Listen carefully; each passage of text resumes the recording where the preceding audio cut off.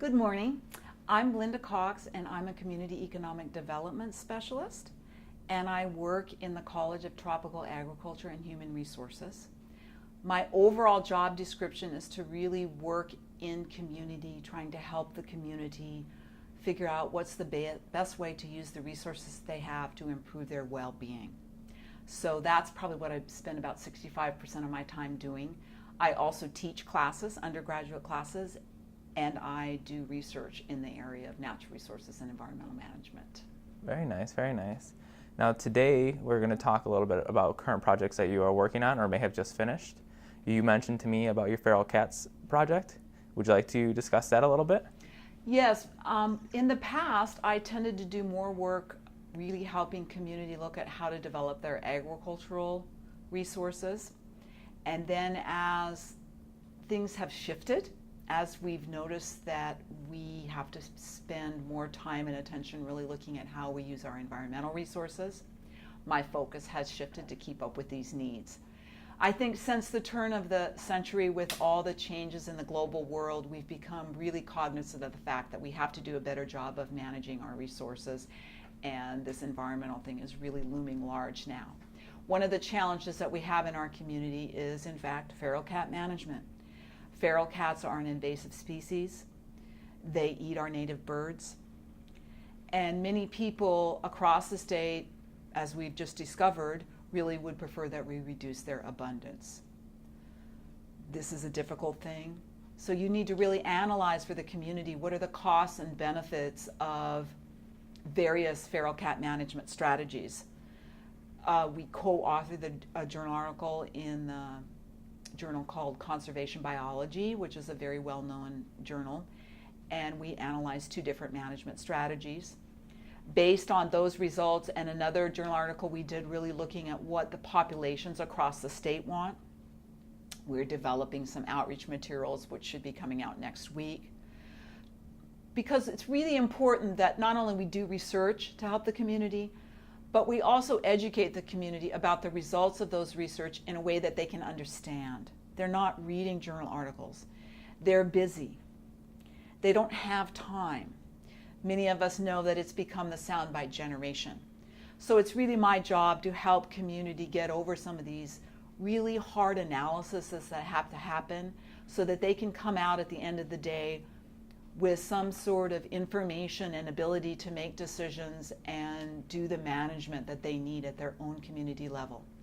In the end, they're the ones that are going to look out in the community and see those cat colonies and figure out what to do about them. We can make laws and pass policy, but the community also plays an important role, and we need to help them. And that's really one of the important jobs that I have, is to outreach to the community and help them understand what's going on in the research arena and feedback from the community to the researchers what's important so that we are really helping and not disconnected. Definitely, and that's such an important part because, like you mentioned, you can implement these laws, but without the help from the community, nothing's going to get done. Well, yes, that's true. For feral cats, for example, we do have a situation here where there is a requirement that all cats should be neutered after 6 months. So if you're not getting your cat neutered, technically that's a problem. However, how are we going to enforce these rules? And one of the main problems with feral cat management, for example, is the fact that we abandon these animals on the street. And that is really the source of the problem. So it's a human-caused situation that is degrading our environment. Not only do they eat the native birds, but they also have a disease called toxoplasmosis, which can live in the soil and the water for many years. It affects the marine environment. The sea otters off the coast of California are affected by it. It can live on vegetables that you buy in the store. It can cause pregnant women to have miscarriages. So it's a very serious problem, and I don't think we understand this because we're not getting that information, or the information is delivered in such a complex way that we don't understand it. So it's very important, these outreach activities and helping community do a better job of participating in this important path that we have to becoming more sustainable. Have you been able to see any of this start to happen? You know, you've been working with the community and reporting back to like the science end of it and giving all this data and kind of being the middleman. And what have you seen that? Well, I haven't seen much results from this work, but in one of my previous ventures, I've been doing a lot of work with agriculture and the importance of trying to keep local. And I think if you would have asked me in the 90s, no one wanted to be a farmer. No one was concerned with what we were importing. It just really wasn't a concern. But I have to say I'm very encouraged in the past decade that we now have an increasing interest into buying local, understanding that it's important for the local economy to support local business. This is something I've been arguing for many, many years. And the change I've seen in the agricultural producers and the interest in that field. It used to be that no students wanted to start their own businesses and no students wanted to be farmers. Now I have a much bigger group of hands that are raised when I ask my students if this interests them. So I am very encouraged. I'm very encouraged to hear the discussion and the interest, because the young people really are a temperature of what the future activities will be. And when I hear them talking and I see all this energy going into sustainability, it is very encouraging. And I have to say that I believe that I played a role in that. And while it may not be the largest role, it's important. Yeah, and Hawaii is such a great example for that, because we have 80% of our goods are imported, or 90%. So local, or keep local, grow local, support local is such a big issue, and will have such a big payoff in the end. And I can see that with the farmers markets here, and any type of, some people grow their own stuff at their own place. It's a huge issue. As for the feral cats, what do you see being done on campus? We have an issue on campus itself of feral cats. It's a big problem, because we have a situation where there's a small group that feed the cats and are very dedicated to keeping these cats going. And people here are not wanting to get in conflict with those cat feeders. However, it is the job of government and policymakers, even university policymakers, to do what's best. It's just sometimes that's very painful. And the cat feeders take it very personally. This has been a problem since I came here in 1983. We've been complaining about feral cats, and it's a very difficult thing. I know that it's not a pleasant thought to think that you're taking a feral animal off the street, and if it's feral, it probably will not get adopted. Right. That means it will probably be euthanized if it's taken in. And I think that bothers us. However, the lives that these cats are leading are not necessarily happy lives. I think we need to increase the value of the life of a cat. And when you have overpopulation, that means that you don't value that species, whatever it is. As painful as that may be, I think that that's really the approach we have to take. Because when we continue to act like these cats can live on the street and have this low value, then people who don't want the cat think that it's okay to let it go. And that's really the source of the growth, is those abandoned cats.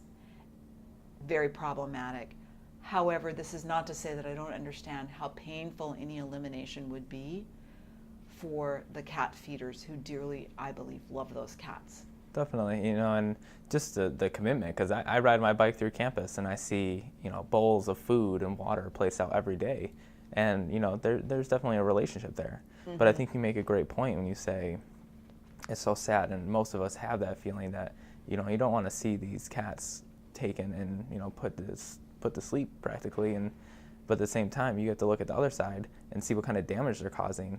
And they're destroying the native birds, the ground nesting, anything like that, and native plants. They're infesting with disease. So, which end of the spectrum do you lean? And it's a big issue facing people. Yes, and I think really we have to accept the fact, as we look to the future and we look to sustainability, we cannot have everything. We have got to make choices. These choices will become harder as the years go on. There is no way around that. We cannot have our cake and eat it too, as my grandmother used to say. So I understand that all these choices is hard. As an economist, it's not my job to tell everyone what to do, My job is to help inform you what's the outcomes of the various options and help you identify the one that gives you the highest net benefit. They'll all have costs. They'll all have benefits. And many of us are so busy or so overwhelmed that it's hard for us to make decisions. We also have a tendency to look at just this week or just this year. So that makes it very hard also. It is hard, but we need to continue to understand that we cannot have everything, and we need to remind ourselves that we made a conscious choice to save other things, and that the life of the feral cat is not a pleasant situation anyway. So while it may cause us some pain, I think in the long term we need to content ourselves that this was the best option and we did the right thing. I agree. I think you nailed it right on the head when you said we can't have everything. You know, you can't please every aspect, especially when talking about sustainability. And you can't, what's the one I'm looking for? You can't look short term. Everything's long term. And you need to make sure that you're not looking just, this week, this year. You're looking for the future and give and take. And that's a big issue that people have. It's the biggest issue. If you look at modern financial theory, when you're making a decision, most people would rather have it. I mean, the whole basis of financial management is built on the premise that in order to wait, you have to pay me an interest rate or I want to consume everything now. This is a major problem because this is counter to the notion of sustainability. When one talks about a healthy community, one is talking about a 100-year time frame. Grandma, grandpa, mom and dad, and the kids. That's 100 years. And most of us cannot think 100 years from now because we really are overwhelmed with modern society and the pace of the new global environment. So we really have to make a big effort, and that is really one of my causes, if you will. I spend a lot of time in my house. Every year I'll come up with some new thing where I'll be looking at, okay, so what are the costs of this sustainable activity? What are the benefits? And often the benefits may take a long time to be realized, but the costs are immediate. So that makes it very difficult, because if I don't do it and you don't do it, if you don't use your car and I don't use my car, what benefit immediately do we see? All the stresses and strains of riding the bus or carpooling, very costly, when in fact the benefits we will glean for the environment is not something that we may see in our lifetimes. Mm-hmm. And other people won't make that sacrifice and will seemingly not bear the cost of not making that sacrifice. This makes it very difficult. So this is the challenge that we're facing. And it's a big challenge. Yeah, I think you nailed it too with that. And people are very simple-minded when it comes to, if I'm going to give this up and I don't see a reward, why should I give it up if no one else is? That's exactly the problem. It is, and people need to stop thinking like that. You know, they think, I'm one person, I can't make a difference. But if one person plus one person plus one person, you know, it adds up. Right, but it's very hard. And I find with the really big things that matter, you know, what are the really big things? Don't use gasoline engines and don't have so many children. Those are the two ones that no one ever really wants to deal with. I tried myself. I've tried carpooling. It is incredibly costly to engage in carpooling. It takes a lot of energy, a lot of sacrifice for me to put myself on the schedule, to deal with people first thing in the morning, last thing at night. Oh, costly. But that's the big one. And you know, plastic bags are okay, but the big things is what we really need to work on. And of course, the big elephant in the room, population control. Very difficult one to have conversations with. I'm brought in to speak all the time, and the last thing anyone wants to hear from my lips is discussions about population control. Yeah, that's one of the, like you said, elephant in the room. And a population is such a big issue, not just here in America, all over global. You know, we just passed 7 billion last year. It's only growing. Yes. We're not shrinking. So from an economic standpoint, it's a problem. It's a huge problem. Yes. You know, but then on the other side, if you're not growing, you're getting smaller, and from an economic standpoint, that's not a good thing either. But yes, we are geared to have this, I'm going to have a better life than my parents. And if you go to other countries, Morocco, for example, they make you retire at 50 so that you will generate a job for a young person. China, the women are retiring at 55, the men are retiring at 60 because they want to have jobs. We look in the US and people are working longer than ever. So this may require a completely different mindset. The fact that you don't go out and build a new home, but you somehow find a place in your parents' home. This is not something we've been raised to think like. So we need to really look at some of our traditions and our culture to adapt to this. This is going to be very difficult. The road to sustainability is, not a guided tour. It's a very difficult journey, and we're going to have to all make it together, and it's going to require a lot of sacrifices. And I know that we can make progress. We just have to get started, and we have to be very dogged in our pursuit. How do you see us implementing or just helping people see that idea that you don't need the 4-bedroom white picket fence house, everybody? You can share that 4-bedroom white picket house with your family, and everybody can live in there together. And Hawaii has it with Ohana housing and things like that. Well, for an economist, we try to motivate people with incentives and disincentives. So I think we need to start implementing some incentives and disincentives to really encourage people along these lines. We have always had this cheap gas, where Europe always had expensive gas. What did that result in? A great public transportation system for Europe, and Americans' railroads and bus systems are just not that good.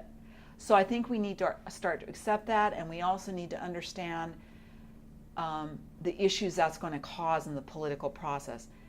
People in the government are often elected every 2 to 6 years. They do not want their constituencies to be unhappy. So somehow we have to kind of get something that's removed from that electoral process so we can make some of these hard decisions and enforce them. Europe for years had that high gas price. Everyone accepted it. But if you go there, you can get public transportation, and it's going to be good, clean, relatively affordable. And that's really was the benefit of those high gas prices. America talks about raising the gas price, and everybody starts having a fit. Well, if you don't want to have runaway consumption of gas, and you want to have money to fix your infrastructure so you can get other transportation options, this is where you need to raise the funds. So we need to accept that.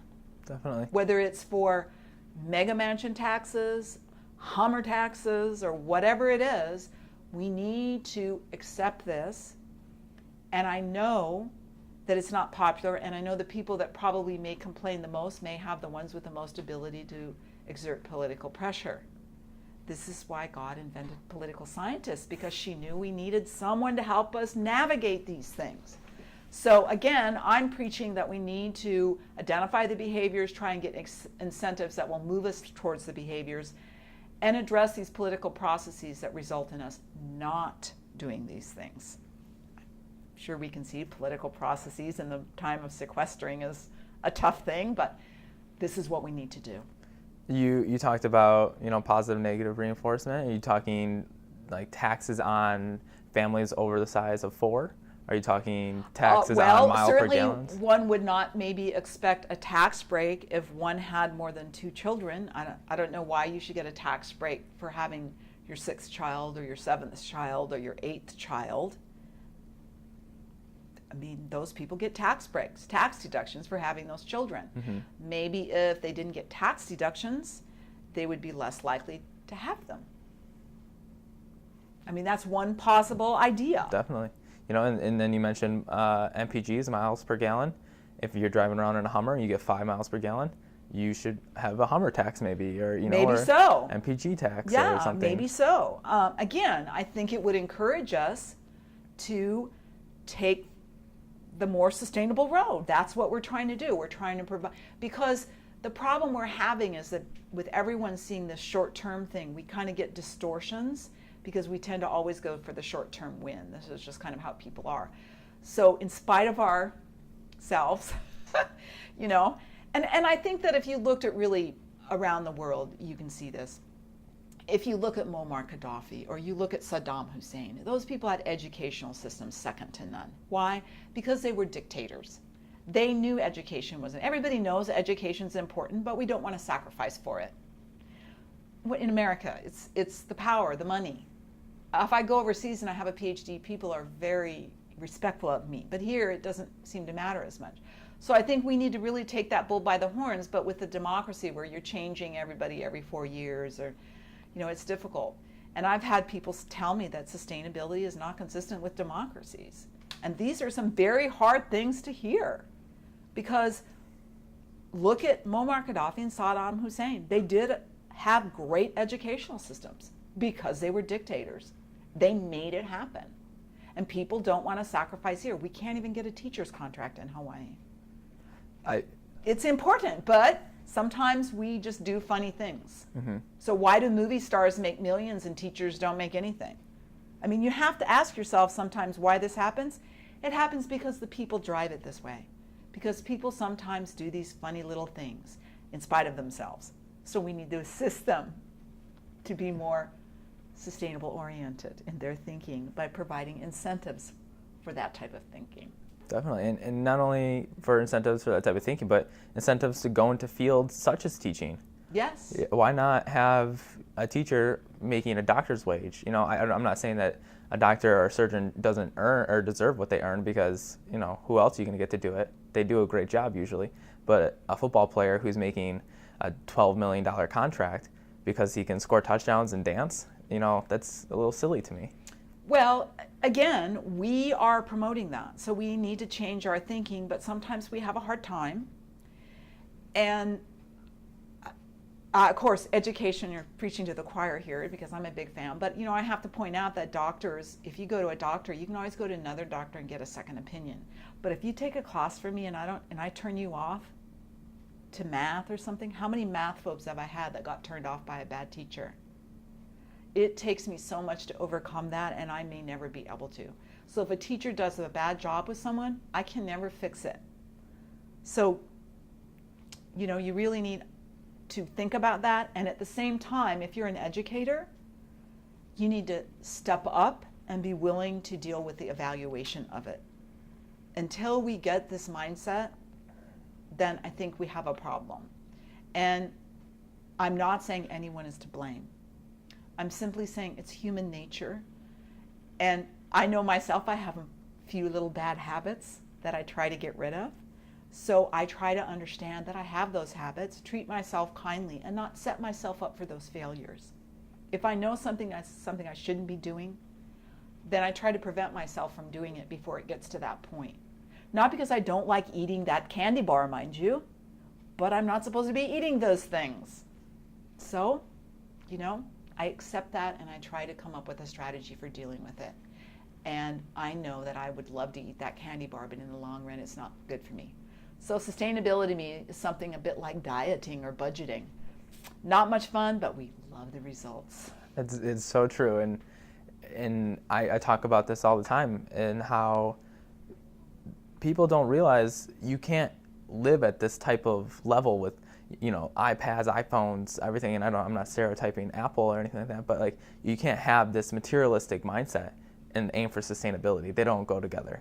You can't have two cars because you want a Sunday car, you want to drive around in your Corvette and have sustainability. It's really difficult because America is so built up on consumerism that it is difficult. It is. And what does the family do on Saturday? They go to the mall mm-hmm. and eat at McDonald's. Not that I mind McDonald's, but again, we need to get out of that mindset and turn to things that are free. Because if you talk to most people, their best memories are really the time spent with family, those little things that didn't cost a thing. But we just get so caught up in things sometimes that we have to understand ourselves, be kind to ourselves, and really try to make a structure that will get the result and understand that we, in the short run, don't want to do this, but in the long run, this is what's best. And I think that is really difficult, but we need to do it anyway. Where do you think that starts? Do you think that starts at home and at the schools? Do you think that starts? Yes, it does. It starts when they're babies. It's just like entrepreneurship. It's learned when you're born.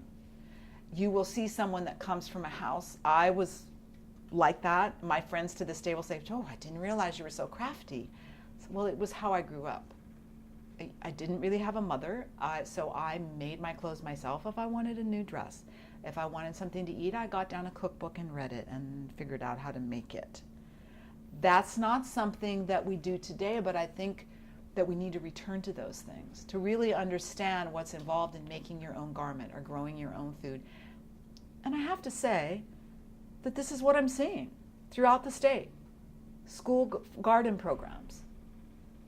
I'm not seeing sewing being taught in the schools again, but maybe we should consider such thing. Making your own, trying to create art out of garbage, all these things, and then getting down also to the more difficult things. For example, every time I drive into a parking lot and watch someone driving around looking for a parking spot close to the door, one has to say, gee, maybe we should just park the car and walk, or maybe we should have walked from home in the first place, because that's where that starts. I agree. Walking, all those things. And UH is also trying to implement an agricultural landscape on campus. I think I've heard some talk about them redoing I think it's called Legacy Path, from the parking lot through to like center of campus. They're going to do some reconstruction and try to put some native and agricultural crops. Oh, we're doing much better. Yeah. It's coming a long ways. Oh, yeah, we're doing much, much better. However, when I look around and I see everyone that rides a bike getting injured from car accidents, I have to think we need to do more. Mm-hmm. And and then that also comes with more complete streets. I mean, I don't know how much you know about complete streets, but economic standpoint, if you can have the people safer roads, maybe more visual bike lanes instead of just a one white line, it becomes safer and transportation becomes more accessible to those people and more appealing. Oh yeah, and then we don't have to have more parking spaces. Mm-hmm. Of course, there's implications for this, right? Because then we don't get parking fees. Exactly. So we have to accept these things. It takes a little more time to get places. You're sweaty when you arrive. So we have to plan for these things and deal with these things and cope with these things as we go along, because the harder things are going to be harder to do, like not driving. Oh, this one is my most difficult challenge, is dealing with the driving issue. So these are hard things. And we live on an island. You want to go visit family? My family's on the mainland. That requires a plane trip. Very difficult situation. Oh, very true, and so we're really facing some challenges. And as I read in the paper this morning, as the middle class in India, China, and Brazil increases, they're going to want all the things that the American middle class has had for many, many years. I was in Beijing in October. We're not that many bicycles anymore. So these are big challenges. Very, how can we, like America, try to say, no, I don't know if you probably do know of like the carbon budget, I think it was called, where they limited each nation to a certain amount of carbon pollution. And so how can we tell, stop developing? You can't develop and be like us. Well, I think everybody wants the other guy to sacrifice. I want my little house in the burbs and drive my little whatever cars I have, but you make the sacrifice. And that's the problem we're going to continue to face. NIMBYism is always for someone else to do. We're going to really have a challenge, I believe. And we're going to have the issues with the state budget. So they don't want to give us solar tax credits anymore. It's because it affects the state budget. So we're going to have a lot of discussions about that and the equity of it all. Is it just for rich people? Because they're the only ones that can afford electric vehicles and solar panels, and I can't afford them. So who's getting all these tax breaks for those things? These are differential issues that really also affect sustainability, because social equity is important. So this is very challenging. And I think that the young people are understanding of this. I think they're doing everything possible to work on these conversations and deal with them. I just know that it's going to be tough. It is, and I can see changes happening, and it's happening slowly, but it is happening. And hopefully the younger generation, we can kind of fix the bottlenecking between the information that's out there and the information that's received by the public. Mm-hmm. And making everyone more change ready. Exactly. Being change ready is a difficult thing because most of us, it's challenging to constantly deal with change. And for most people, it is something that they're not really interested. About the only person that really likes change is a wet baby. So that makes it very difficult. So we're going to have to really explore that and teach parents how to raise their children with those coping skills and set them up for what the reality is. Because I don't think, and I think that's one of the challenges I see, is that the world I grew up in is not the world that the young people today are growing up in. I'm around young people every day. I get this. But it's amazing how many people really don't get it, that this is a difficult situation and you need to raise your children to be able to cope with this. And that's where we need to be putting some energy. So that's going to be difficult also. It is. Well, I want to say thank you for taking out your time to sit with us and talk. We could talk about this forever. I know we could. Forever, right? I know. I mean, it's just an ongoing. This sustainability is really, again, something that we want to improve on every day. It's not a there or not there. It is a continuum. It's going to be something that we're going to worry about forever. And so we constantly are working to improve. I agree, and it will hopefully get there and continue to getting there, you know, because like you said, it's always changing. Well, hope springs eternal, and it's my notion that we can always hope for a better future. And I think that's what we'll see with sustainability. Every year we'll do better. Every year we'll make more progress, and we will look down the road and see more challenges. Definitely. Well, thank you very much. I had a great time talking to you. Thank you.